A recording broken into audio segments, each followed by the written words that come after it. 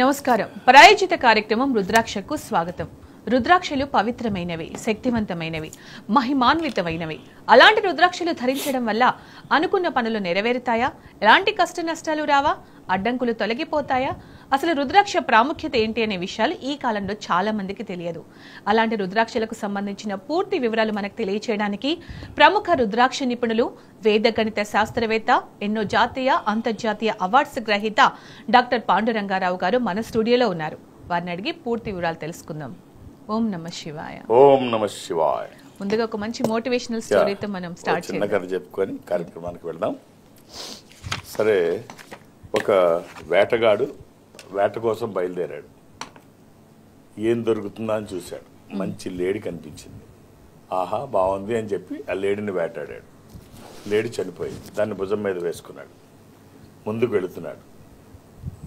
తను సాయం సమయం అవుతోంది, చీకటి పడుతోంది.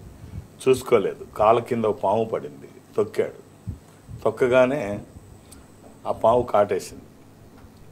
తొక్కిన పాము చనిపోయింది. కాసేపటికి వేటగాడు చనిపోయాడు పాము కాటు వల్ల. విషం ఎక్కుంది కదా, కాసేపటికి కరవంగానే చనిపోడు కదా. సరే, పాము చనిపోయింది, వేటగాడు చనిపోయాడు. చనిపోయిన లేడీ భుజం మీద ఉంది. 3 అక్కడ పడి ఉన్నాయి. కాసేపటి గట్టుగా ఒక నక్క వచ్చింది. నక్క వచ్చి చూసింది. ఆహా, ఏవి నా భాగ్యం! పాము, మనిషి, లేడీ, ఇంత ఆహారం ఏం చేసుకోవాలి, భలే లాటరీ తగిలింది. సో తొందరపడకుండా దీన్ని ఎలా తినాలో ప్లాన్ చేసుకోవాలి. ఓ 2 రోజులు పాముని తినొచ్చు, ఒక 4 రోజులు ఈ లేడీని తినొచ్చు, ఒక వారం రోజులు 10 రోజులు మనిషిని తినొచ్చు. సరే, ఇలా ప్లాన్డ్గా తింటే మనకి చాలా రోజులు ఫుడ్ గొడవ ఉండదు, నెత్తుకునే పని ఉండదు. ఇలా ప్లాన్ చేసుకుందాం అనుకుంటుంది. ఈ పూటకి ఏదో ఒకటి తినేసి రేపటి నుంచి ఇవి తినడం మొదలు పెడదాం. ఈ పూట ఏదో ఒకటి, సాయంత్రం అయిపోయింది కదా, ఈ పూటకి ఏదో ఒకటి తినేసి రేపు మార్నింగ్ నుంచి ప్లాన్ చేసుకుందాం అని చూస్తే అక్కడ విల్లంబులు గుచ్చుకొని ఉంటాయి. అక్కడ విల్లంబులు ఉంటాయి. ఒక విల్లు దానికి గుచ్చుకొని ఉంది, మిగిలిన వేటగాడి చేతిలో ఉన్నాయి కదా, అవి కింద పడి ఉంటాయి. అంబులు, అదే బాణాలు. ఈ బాణాలు జంతు నరంతో చేసినవి. ఆహా, ఈ పూటకి టిఫిన్ లాగా ఇది సరిపోద్ది, రేపటి నుంచి ఇవాళకి ఏదో ఒకటి తినాలనుకున్నాం కదా, తిందాం, రేపటి నుంచి ప్లాన్ చేసుకుందాం అని దీన్ని బాణాలని తిందాం అని చెప్పి అటువైపు వాటిని గట్టిగా కొరుకుతుంది. అవి బాగా గుంజుకొని లాగి ఉంటాయి కదా, ఆ ఫోర్స్కి అది వచ్చి దీనికి గుచ్చుకుంది, నక్క గుచ్చుకుంది. ఆ బాణం తగిలి నక్క చచ్చింది. ఈ కథ మనకి ఏం తెలియజేస్తుందంటే, పిసినారితనం మానేయాలి, ఎప్పుడుదప్పుడు తినడానికి ప్రయత్నం చేయాలి. మరి కక్కుర్తి కొద్ది అంత ఫుడ్ ఉంది అనుకున్నప్పుడు కాబట్టి జీవితాన్ని ఎంజాయ్ చేయాలి. చాలా బాగా చెప్పారు. కడకు దొంగలకిత్తురో దొరలకిత్తురో అంటాడు. కాబట్టి పరావస్తు చెన్నైశ్వరు అంటాడు. కాబట్టి మనం ఎంజాయ్ చేయడానికి ట్రై చేయాలి జీవితాన్ని. ఇలా కొల్లబెడితే, కానీ మీరు చెప్పింది కొంతమంది విషయాలు అక్షరాల సత్యం. కొన్ని కోట్లు కూడబెడతారు, కానీ అది పూటకి తినడానికి, తృప్తిగా తినడానికి కూడా వాళ్ళకి మనసు రాదు. చక్కగా ముందు కనిపిస్తుంటే వదిలేసి, సో ఇలా చాలా మంది ఉంటారు. ఇది కరెక్ట్ కాదు. లైఫ్ ని ఎంజాయ్ చేయండి. అలాగే అంటే ఒక్కొక్కసారి మీరు దీంట్లో ఈ ఫ్లోలో మనం వెళ్ళిపోదాం. ఒక్కొక్కసారి మంచి చేద్దాం అనుకున్నా కూడా చెడు ఎదురవుతుంది అంటుంటారు. అలాంటివి చాలా మంది ఫేస్ చేస్తూ ఉంటారు. ఎందుకు ఇలా అవుతుంది అంటారు? ఒక్కోసారి అంతే. ఇప్పుడు ఎవరు దీనికి అతీతులు కాదు. ఒకరోజు కార్తవీర్యార్జునుడు, అంటే 1000 చేతులు కలిగిన వ్యక్తి, చిన్న కథ చెప్తున్నాను. నేను దీనికి కూడా కనెక్ట్, కథలు ఎందుకు చెప్తానంటే జనాలకి ఈజీగా రీచ్ అవుతుంది, గుర్తుండిపోతుంది. భారతంలో కథలు, నా రామాయణంలో ఎందుకు చెప్తామంటే రీచ్ అవ్వడం కోసం, గుర్తుంటుంది. కార్తవీర్యార్జునుడు 1000 చేతులు కలిగినటువంటి వాడు, రావణుని కూడా ఓడించినటువంటి వాడు, అంత గొప్పవాడు, చాలా బలశాలి.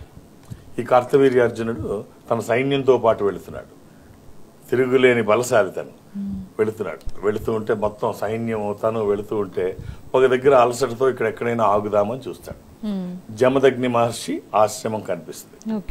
జమదగ్ని మహర్షి అంటే పరశురాముడి తండ్రి. అక్కడ చూసి జమదగ్ని కూడా వీళ్ళందరినీ పిలిచి, ఇక్కడ ఆగినట్టున్నారు, రండి, ఆతిథ్యం నేను ఇస్తాను, మా ఇక్కడ బస చేయండి, మీకు ఫుడ్ అన్ని ఏర్పాట్లు చేస్తాను అంటే నవ్వుకుంటాడు. కార్తవీర్యార్జునుడు. ఇన్ని 1000 మంది ఉన్నావు, నాకు 1000 చేతిలో నేనున్నాను, ఇంత సైన్యం ఉంది, ఏం పెడతాడు ఈయన? ఈ ముసలాయన ఏం చేస్తాడు, ఇక్కడ చిన్న పాక గుడిసి ఉంది, ఏం పెడతాడు మా అందరికి అని చెప్పేసి అనుకొని, సరే తపన పడుతున్నావుగా చెయ్యి అంటే, సరే తన 4 కొడుకులు ఉన్నారు. పరశురాముడు అయితే బయటికి వెళ్ళాడు. మిగిలిన 4 కొడుకులు రేణుకాదేవి అండ్ ఈయన జమదగ్ని, భార్య రేణుకాదేవి, జమదగ్ని, వీళ్ళందరూ కూడా వీళ్ళందరికీ ఏర్పాట్లు చేస్తూ మొత్తం ఎవరికి ఏది కావాలో అది వడ్డిస్తున్నారు. వేడివేడిగా వేడివేడిగా వేడివేడిగా ఫ్రెష్గా ఫ్రెష్గా. ఆశ్చర్యపోతాడు కార్తవీర్యార్జునుడు, ఇంతమందికి అసలు ఈ చిన్న పాకలోంచి ఏముంది అసలు మీ దగ్గర పెట్టడానికి, ఎలా పెట్టారు ఇవన్నీ, తృప్తిగా ఇంతమందికి ఎలా పెట్టారు, అసలు ఏంటి సంగతి అంటే, ఇప్పుడు జమదగ్ని చెప్తాడు, ఏముంది మహారాజా, నా దగ్గర కామధేను ఉంది కదా, అది ఎంతమందికి ఏం కావాలన్నా ఇస్తుంది, ఫ్రెష్గా అప్పటికప్పుడు అరేంజ్ చేస్తుంది అంటే చూస్తాడు. దూడ ఆవు 2 ఉంటాయి. చెప్పా చేయకుండా చెప్తాడు, ముందు ఆవుని తీసుకొని పదండి రా అని. చెప్పక్కర్లేదు జమదగ్నికి, అతన్ని పర్మిషన్ అవసరం లేదు, రాజు కదా, ఆయన ఇష్టం. ఈయన ఎవడు ఆపడానికి, కావాలనుకుంటే ఆపేవాడు ఎవడుంటాడు, రాజు కావాలనుకుంటే. సరే తీసుకొని పదమంటాడు, తీసుకొని వెళ్ళిపోతారు, తండ్రిని కొడతారు, అది కొట్టి తీసుకెళ్లిపోతారు. ఆ తర్వాత ఈ దూడ ఏడుస్తుంటుంది, జమదగ్ని పరశురాముడు వస్తాడు. వచ్చి ఏంటి నాన్న ఏం జరిగిందని అడుగుతాడు. పక్క దూడ ఏడుస్తుంటే తండ్రికి దెబ్బలు తగిలింటాయి. ఏం జరిగింది అంటే, ఏముంది, మీ అన్నదమ్ములను కొట్టి నన్ను కొట్టి ఆ దూడని వదిలిపెట్టి ఈ మన కామధేనుని పట్టుకుపోయాడు, ఇలాగ పలానా వాడు, ఇలా మంచి ఏదో చేద్దాం అనుకుంటే ఇలా అయింది. సర్లే అన్న, వాడు ఎక్కడికి పోతాడు నేను చూస్తాను. తన పరశువుని తీసుకొని వెళ్ళి ఆ 1000 చేతుల్ని నరికి, తల నరికి, అక్కడున్న 1000 మంది సైన్యాన్ని నరికి, ఈ కుర్రాడితో ఏమవుద్దులే అనుకుంటే మొత్తం అందరిని చంపేస్తాడు పరశురాముడు. చంపేసి అక్కడికి వచ్చిన తర్వాత, ఇప్పుడు అలా చేశాను అన్న అంటే, అరే పిచ్చవాడ ఎంత పని చేసావు, మనం బ్రాహ్మణం, ఇలాంటి హత్యలు మనం చేయకూడదు, ఈ పాతకం పోవాలి అంటే మళ్ళీ నువ్వు. సో ఇది ఏం చేస్తుందంటే, మంచి చేస్తే ఒక్కోసారి ఎవరికైనా తప్పవు ఇలాంటివి. ఏదో వచ్చిన వాళ్ళకి భోజనం పెడదాం అనుకుంటే ఈ పాతకం వచ్చి నెత్తి మీద పడింది, తన్నులు తినాల్సి వచ్చింది, కామధేను మళ్ళీ తెచ్చుకున్నాడు, వేరే విషయం. ఎవరైనా మీరు చెప్పింది ఏంటంటే ఎవరు అతిథులు కాదు, చేసేటప్పుడు కొంచెం వెనక ముందు చూసుకొని చేస్తే మంచిది. మంచి వాళ్ళకి చేస్తే మంచిది, దుర్మార్గులకి చేస్తే ఫలితాలు కూడా ఇలాగే ఉంటాయి. రైట్. కాలర్ ఉన్నారు, రాజు గారు సింగరాయకొండ నుంచి. నమస్తే అండి రాజు గారు, గురువు గారు ఉన్నారు, మాట్లాడండి. హలో రాజు గారు మాట్లాడండి. రాజు గారు నమస్తే అండి, చెప్పండి. గురుగారు నమస్తే. గురుగారు నమస్కారం, ఎలా ఉన్నారు? పర్లేదు, బాగానే ఉన్నా సార్. ఎలా ఉన్నారు? బాగున్నాం సార్. డేట్ ఆఫ్ బర్త్ ఇస్తారా? 4/9/1990 సార్. 4/9/1990.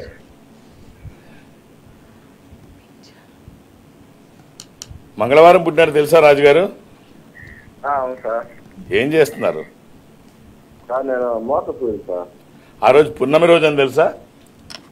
సార్ పౌర్ణమి, అది మీనరాశి. మోటార్ ఫీల్డ్ అంటే ఏం చేస్తున్నారు? మాది ట్రాక్టర్ సార్. నేను ట్రాక్టర్ నమ్ముతాను సార్. ఏమమ్ముతారు? ట్రాక్టరా? అవును సార్. ట్రాక్టర్లు. Okay, right right right. మీకు పిల్లలు ఎంతమంది అండి? సార్ అన్నారు. మీకు పిల్లలు ఎంతమంది అండి రాజు గారు? అన్నారు మేడం. అన్మ్యారీడ్ అట. Okay okay. రాజుగారు ఒక్క రుద్రాక్ష చెప్తాను, వీలైతే వేసుకోండి. ఒక 12 ముఖాలు, ద్వాదశముఖి. ఇది వ్యాపారానికి మంచిది, ఆరోగ్యానికి మంచిది. ద్వాదశముఖి, ద్వాదశ ఆదిత్య స్వరూపము అంటే సూర్య స్వరూపం. ఉన్నతమైన స్థితి కోసము, అనారోగ్య సమస్యలు లేకుండా బ్రైట్ ఫ్యూచర్ కోసం. ఇది కుదరకపోతే ఏకముఖి కూడా వేసుకోవచ్చు. అంటే 12 ముఖాలు డైరెక్ట్ సూర్య స్వరూపం అయితే, ఏకముఖికి అధిపతి గ్రహం సూర్యుడు. ఈ రెండిట్లో ఏదైనా ఒక్కటి. ఆల్ ది బెస్ట్ అండి. మరో కాలర్ మల్కాజ్గిరి నుంచి వరప్రసాద్ గారు ఉన్నారు. నమస్కారం అండి వరప్రసాద్ గారు, గురువు గారు ఉన్నారు, ఎవరి గురించి తెలుసుకోవాలనుకుంటున్నారో మాట్లాడండి. వరప్రసాద్ గారు. అయ్యా నమస్కారం. ఓం నమ శివాయ. నేను నాకు సలహా చెప్పండి స్వామి. చెప్పండి. నా కుమారుడి డేట్ ఆఫ్ బర్త్ 5/4/1976. ఏప్రిల్ 5, 1976. 76. పేరు రాఘవేంద్రరావు, వెంకట రాఘవేంద్రరావు. అబ్బాయి పుట్టింది సోమవారం అని గుర్తుందా? సోమవారం గుర్తున్నాను నాకు. చెప్పండి ఏంటి అలా. ఇప్పుడు ఏంటంటే ఒకటి అతని ఉద్యోగం గురించి, భవిష్యత్తు, ఆరోగ్యం, ఈ 3 శాతం చెప్పండి. అబ్బాయి ఏం చేస్తున్నాడండి? ప్రస్తుతం ఏం చేయట్లేదండి. ఇంతకుముందు ఏం చేసేవాడు? ఉద్యోగం మొన్ననే మానేశాడు. దాని గురించి మీ సలహా చెప్పి మీరు ఎట్లా చెప్తాట. మీ ఎంతకాలం అయింది ఉద్యోగం మానేసి? మానేసి 10 రోజులు అయిందండి. 10 రోజులేనా? సో పిల్లలు ఎంతమంది తనకి? లేదండి. పిల్లలు లేరు? లేదండి. వివాహం అయిందా? అయిందండి. సో ఎందుకని మానేయడం జరిగింది ఉద్యోగం? ఏదో ఆఫీసులో ఇబ్బందుల మూలంగా మానేశాడండి. అంటే తన తప్పేం లేదు, ఆఫీస్ పరిస్థితులు బట్టి మానేయాల్సి వచ్చింది. ఏముందండి ఇందులో సమస్య ఏముంది? ఇప్పుడు 10 రోజులే కదా అయింది, ఇంకో ఉద్యోగం చూసుకుంటారు. అంటే ఇప్పుడు కొత్తగా ఉద్యోగం దొరకడం ఒకటి, తర్వాతనేమో రెండవది మళ్ళీ ఎంతకాలంలో ఉద్యోగం వస్తుంది, దానికి మీ పరిహారం ఏం చెప్తారు? ఇప్పుడు తండ్రిగా మీకు ఈ తాపత్రయం ఉంటుంది, లేకపోతే తప్పు. కానీ ఇది ఉండడం సహజమైతే ఏ తండ్రికైనా. కానీ వాళ్ళు చేయాల్సింది ఏంటంటే ఉద్యోగంలోంచి బయటకు వచ్చేటప్పుడు ఏదైనా నెతుక్కొని బయటికి రావడం మంచిది. సో ఈ కండిషన్ లో ఉద్యోగం దొరుకుతుందా, మనం బయటకు వెళ్తే ఏం చేయాలని ఒక్కసారి ఆలోచించాల్సింది. సరే ఇప్పటికైనా ఉద్రేకంలో ఏదో జరిగిపోయి ఉంటుంది, ఆందోళన పడక్కర్లేదు. 10 రోజులే కదా అయింది, రాకపోతే అప్పుడు ఆలోచిద్దాం. ఏమిటి ఉద్యోగం రావట్లేదు, మనకి 2 నెలలు అయిపోయింది, ఉద్యోగం లేదు, ఆలోచించవచ్చు. రీసెంట్ గా మొన్నే కదా జరిగిపోయింది. చూద్దాం. ఒక్క రుద్రాక్ష అయితే కాంబినేషన్ చెప్తాను, వీలైతే వేయండి. ఒక 7 ముఖాలు, 10 ముఖాలు, ఏకముఖి. 7 ముఖాలు లక్ష్మీ స్వరూపము, శని దోషములకి మంచిది. దశముఖి విష్ణు స్వరూపము, మానసిక ఒత్తిళ్లు తగ్గడానికి, వాస్తు దోషములు పోవడానికి, న్యాయపరమైన చిక్కులు అధిగమించడానికి. ఏకముఖి రుద్రస్వరూపము, అపమృత్యు బాధలు లేకుండా. ఈ 3 కుదిరితే వేయండి, లేకపోతే ఏదైనా ఒక్కటి వేయండి. All the best. Right. Sai Nikhil ఉన్నారు జమ్మికుంట నుంచి. నమస్కారం అండి సాయి నిఖిల్ గారు. గురువు గారు ఉన్నారు, మాట్లాడండి. నమస్కారం సార్. ఓం నమ శివాయ. ఎలా ఉన్నారండి? బాగున్నాను సార్. ఎవరిదమ్మా ఇప్పుడు? జమ్మికుంట నుండి సాయి నిఖిల్ అనే అబ్బాయి గురించి అడుగుదామని ఫోన్ చేసి. అమ్మ డేట్ ఆఫ్ బర్త్ ఇస్తారా? జనవరి 25, 2001. ఎవరిదమ్మా ఇది? అబ్బాయిదా? మా అబ్బాయిది సార్. బేస్తవారం గురువారం పుట్టినట్టు తెలుసా అమ్మా? అవును, గురువారమే పుట్టింది. ఉదయం 11:45. ఆ రోజు అమావాస్య కూడా. గురువారము అమావాస్య, ధనుర్రాశి. తనకి ఇవ్వాల్సినటువంటి రుద్రాక్ష త్రయోదశిముఖి గాని నవముఖి గాని.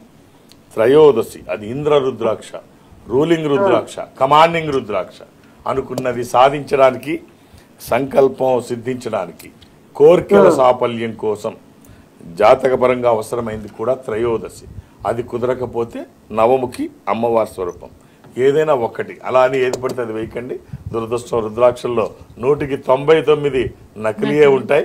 ఒక్కటైనా మంచిది వేస్తే ఆ ఫలితం ఒక అద్భుతం. కానీ చూస్ చేసుకోవడమే కష్టం. మీరు చెప్తున్నారు కానీ ఫలితాలు మంచివి అనేవి చాలా కష్టంగా ఉంది. 99% ఉన్నప్పుడు ఎలా అసలు? అంటే ఇప్పుడు టెక్నాలజీ పెరిగింది, నకిలీలు పెరుగుతాయి. ఎక్కడ పడితే అక్కడ తీసుకోకుండా కొంచెం జాగ్రత్తగా దానికి సంబంధించిన సంస్థలు, దానికి సంబంధించిన వ్యక్తులు. కొంతమంది ఏమిటంటే వేషంతో, భాషతో జనాల్ని మోసం చేస్తుంటారు. చూడాల్సింది వేషము, భాష కాదు. ఇది ఆ రంగానికి చెందిన వాళ్ళ కాదా, వాళ్ళందులో ఇదేమిటి, ఏం చేశారు, ఏం చదువుకున్నారు, ఇవి చాలా అవసరం. సో అలా తీసుకోకపోతే ఖచ్చితంగా మోసపోతారు. ఏదో మాటలు వినడమో, వాళ్ళ వేషం చూడడం. పుణ్యక్షేత్రాలకు వెళ్ళినప్పుడు ఈ మధ్య మనము చాలా మంది అక్కడ అమ్మే యాత్రా స్థలాల్లో కొనడం ఏమాత్రం మంచిది కాదు. అప్పుడు పూర్వం రోజులు అంటే ఎక్కడ అవకాశాలు లేదు, కేవలం అక్కడే అమ్ముతారు కాబట్టి ఏదో ఒకటి. ఇప్పుడు ఆ అవకాశం లేదు. ఇప్పుడు అలా కాదు, ప్రపంచం అరచేతిలోకి వచ్చేసింది. మనం ఏది ఎక్కడ కావాలంటే అక్కడ తీసుకోవచ్చు. కాబట్టి ఒక స్టాండర్డ్ సంస్థల నుంచి కొంచెం నిజాయితీగా చేసే వ్యక్తుల దగ్గర నుంచి తీసుకుంటే బాగుంటుంది. రైట్. కుమారస్వామి గారు ఉన్నారు గండిమైసమ్మ నుంచి. కుమారస్వామి గారు, గురువు గారు ఉన్నారండి, మాట్లాడండి. ఎవరి గురించి తెలుసుకోవాలనుకుంటున్నారో చెప్పండి. కుమారస్వామి గారు, ఓం నమ శివాయ. ఎలా ఉన్నారు? నాకేమంటే ఫస్ట్ క్లాస్. మా బాబుకు బాబు అప్పుడే 2006 చెప్పండి డేట్ ఆఫ్ బర్త్ ఒకసారి బాబుది. సెప్టెంబర్ 2006 వినిపించట్లేదండి, మళ్ళీ చెప్తారా? September 6 September 17 2006 September 17, 2006.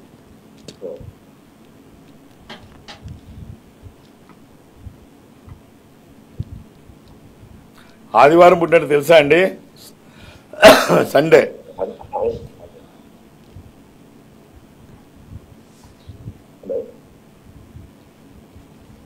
ఇది పంచమి, శుక్లపక్షము, శుద్ధ పంచమి. ఇది తులారాశి. ఈ అబ్బాయికి మీరు ఇవ్వాల్సిన రుద్రాక్ష ద్వాదశముఖి కానీ అష్టముఖి కానీ. ఈ ద్వాదశముఖి 12 ముఖాలు ద్వాదశ ఆదిత్య స్వరూపం, అంటే సూర్య స్వరూపం. ఉన్నతమైన స్థితి కోసము, అనారోగ్య సమస్యలు లేకుండా బ్రైట్ ఫ్యూచర్ కోసం. అది కుదరకపోతే అష్టముఖి గణపతి స్వరూపం, విఘ్నాలు లేకుండా ముందుకు వెళ్ళడానికి, నిర్విఘ్నంగా అన్ని పనులు చేసుకోవడానికి, కెరీర్ కోసము, ఎడ్యుకేషన్ కోసము, వాక్కుకి సంబంధించి, నాలెడ్జ్కి సంబంధించి. సో ఈ రెండిట్లో ఏదైనా ఒక్కటి వేయండి. వేసిన తర్వాత మార్పు మీరు చూస్తారు. All the best. మౌనిక మరో కాలర్ ఉన్నారు బాలాజీ నగర్ నుంచి. మౌనిక గారు మాట్లాడండి అమ్మా, గురువు గారు ఉన్నారు.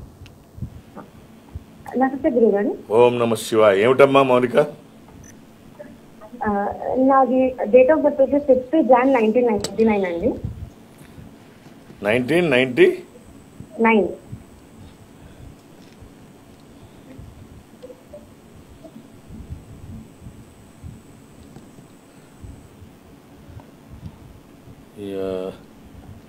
అమ్మా గురువారం పుట్టినట్టు తెలుసా అమ్మా? గురుగారు థర్స్డే పుట్టినట్టు తెలుసా? నాకు ఏ వారం అండి? గురువారం, థర్స్డే. లేదండి. ఇది నీదేనమ్మా డేట్ ఆఫ్? ఏమ్మా? అవునా? అవునండి. ఇది ఏకాదశి, కృష్ణపక్షము, బహుళ ఏకాదశి.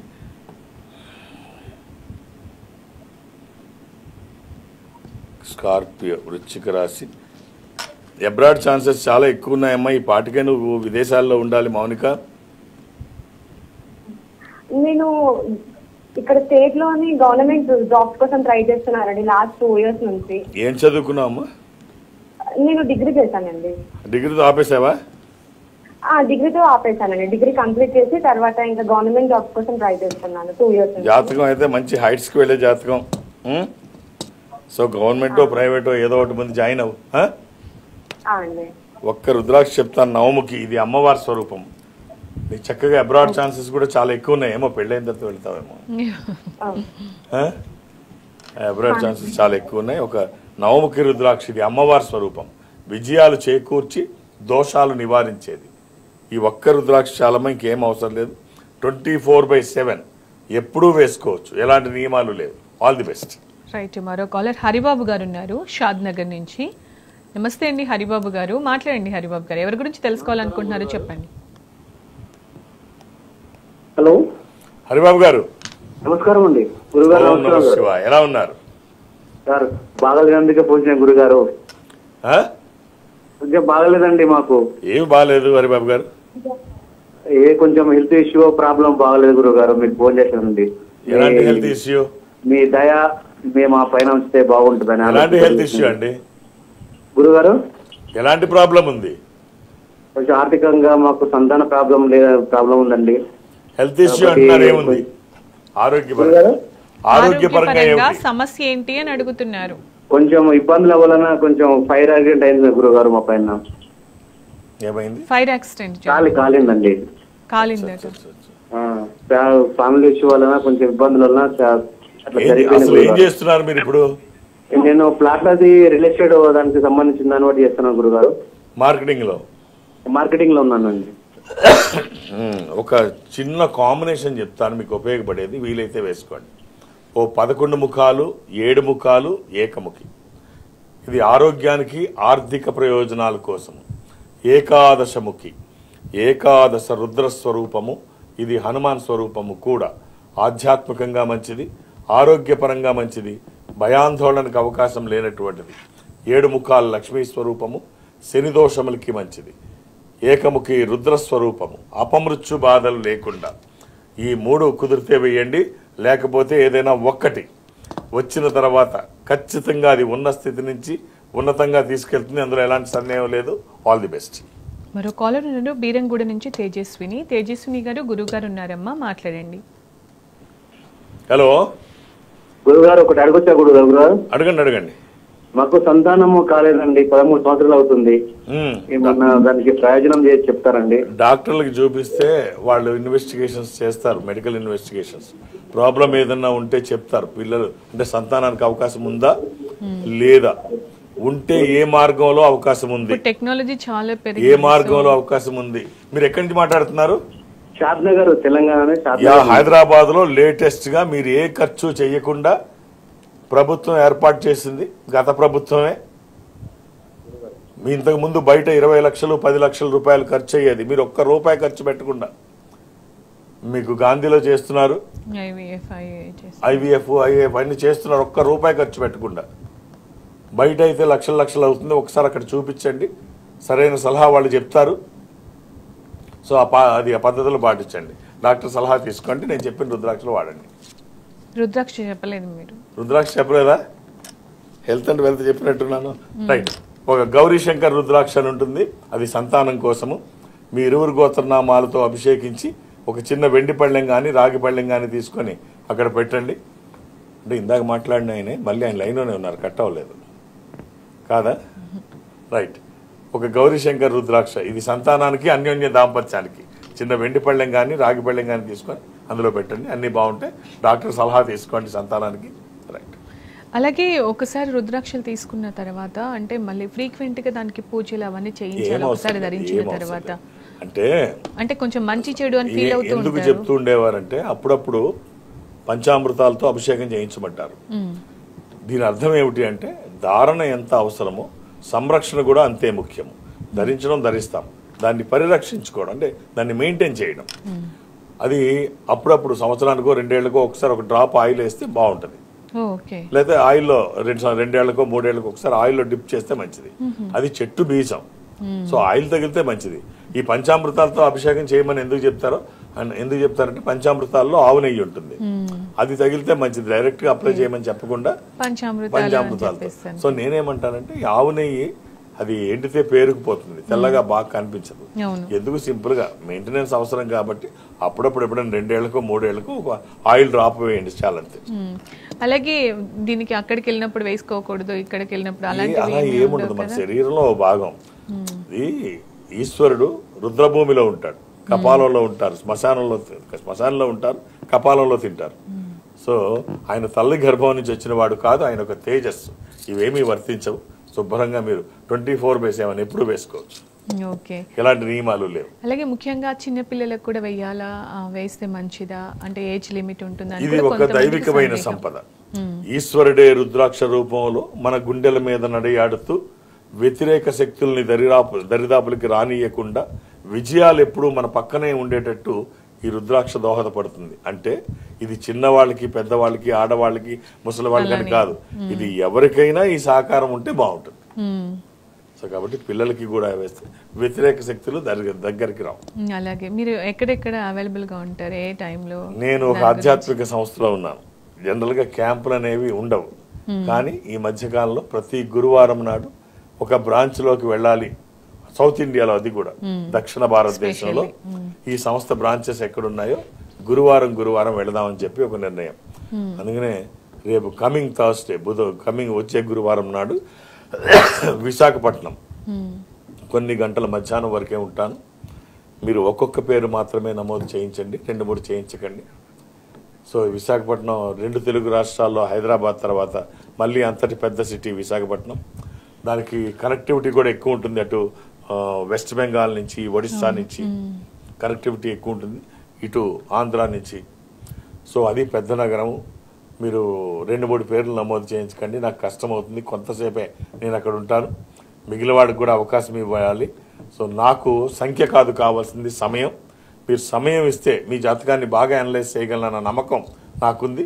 అర్థం చేసుకొని సహకరించండి. హైదరాబాద్లో నన్ను కలవడానికి నేను ఒక గురువారం తప్ప అన్ని రోజులు, శని ఆదివారాలతో కలిపి అన్ని రోజులు హైదరాబాద్కే పరిమితం. నేను ఎవరికి అపాయింట్మెంట్స్ ఇవ్వను, ఇక్కడ ఏ రికమెండేషన్ తీసుకోను. నన్ను కలవడానికి ఇవేమీ అవసరం లేదు. నేను ఉన్నప్పుడు వస్తే చూసేస్తాను. అలాగే ఈ సంస్థ అన్ని చోట్ల ఉంటుంది కాబట్టి దూరం నుంచి కూడా ఇక్కడికి రావాల్సిన అవసరం లేదు. ఇప్పుడు సపోజ్ మీరు బెంగళూరులో ఉన్నారు, బెంగళూరులో ఈ సంస్థ కార్యాలయానికి ఇన్ఫాంట్రీ రోడ్లో ఉంటుంది. మీరు అక్కడికి వెళితే ఒక స్పెషల్ రూమ్లో ఒక స్పెషల్ స్క్రీన్ ముందు మిమ్మల్ని కూర్చోబెట్టి అటు మీరు ఇటు నేను ఎదురుబదురుగా మనం కూర్చొని మాట్లాడుకునే అవకాశం వాళ్ళు కల్పిస్తారు. మాట్లాడే ప్రయత్నం నేను మీ చేస్తాను. కార్యాలయానికి ఎక్కడికి వెళ్ళినా కూడా డైరెక్ట్ గా అలాంటి ఫెసిలిటీ అన్ని ఉంటుందా? చోట్ల, అది చెన్నై కావచ్చు, బెంగళూరు, విశాఖపట్నం, విజయవాడ, తిరుపతి, రాజమండ్రి, శ్రీశైలం, వేములవాడ, కాళహస్తి, ఇలా ఎక్కడికి వెళ్ళినా ఈ సంస్థ ఎక్కడ ఉంటే అక్కడ మీరు వెళ్తే వాళ్ళతో మాట్లాడించే ప్రయత్నం చేస్తారు. అంటే ఇప్పుడు దూరంగా ఉన్న వాళ్ళు, రాలేని వాళ్ళు ఉంటారు కొంతమంది, వాళ్ళకు కూడా ఇంకా ఫేస్ టు ఫేస్ మాట్లాడిన ఫీలింగ్ ఉంటుందా? అక్కడ ప్రాసెస్ ఎలా ఉంటుంది? అలాగే ఉంటుంది. ఇప్పుడు టెక్నాలజీ పెరిగిపోయింది. ఇప్పుడు టెక్నాలజీ పెరిగిపోయింది. ఇప్పుడు ఏఐ సపోర్ట్ తీసుకుంటున్నారు, చాట్ జీటీపీ సపోర్ట్ తీసుకుంటున్నారు, ఏంటది వర్చువల్ వొకేషన్ తీసుకుంటున్నారు. అసలు ఒకటి కాదు, ఇప్పుడు ఏఐలో కొన్ని లక్షల టూల్స్ ఉన్నాయి. అసలు మనం ఎదరబెదరు కూర్చొని, ఇప్పుడు మోదీ గారు లాస్ట్ టైం ఎలక్షన్ లో 5 ప్లేసుల్లో ఆయన రాకుండా మాట్లాడాడు. అవును, వర్చువల్ గానే మీటింగ్ జరిగింది. వచ్చినట్టే అందరూ అనుకున్నారు. ఆయన ప్రజెన్స్ ఎలా ఉంటుందో అలాగే ఉంది. ఇంత టెక్నాలజీ పెరిగిపోయిన తర్వాత ఇవాళ ఎక్కడి నుంచైనా మనం మాట్లాడుకోవచ్చు. కాబట్టి ఆ ఇబ్బంది ఏం లేదు. ఈ బ్రాంచ్ లేని చోట నుంచి కూడా మీరు తప్పదు మాట్లాడాలి అంటే మా వాళ్ళు వీడియో కాల్ అరేంజ్ చేస్తారు, మాట్లాడుకోవచ్చు. Nice, right. ఒక మంచి మోటివేషనల్ స్టోరీతో పాటు చాలా విషయాలు చెప్పారు. అలాగే ఎవరికి ఏ రుద్రాక్ష సెట్ అవుతుంది, ముఖ్యంగా నకిలీ లేకుండా చూసుకోమని చెప్పారు. Thank you so much. ఓం నమః శివాయ. ఇది ఇవాల్టి రుద్రాక్ష కార్యక్రమం. నమస్తే.